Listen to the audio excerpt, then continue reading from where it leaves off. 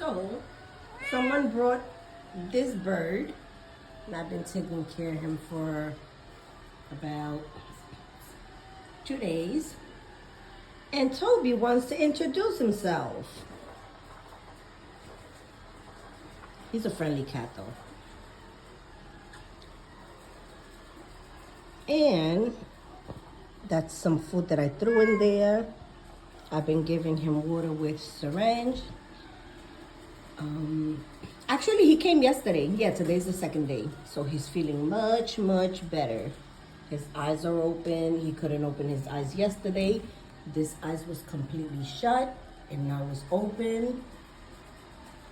His hair's looking crazy on top because I was touching him up there with my hands wet. So cute. Gonna have to change this because he was on it overnight. So I'm gonna clean it now.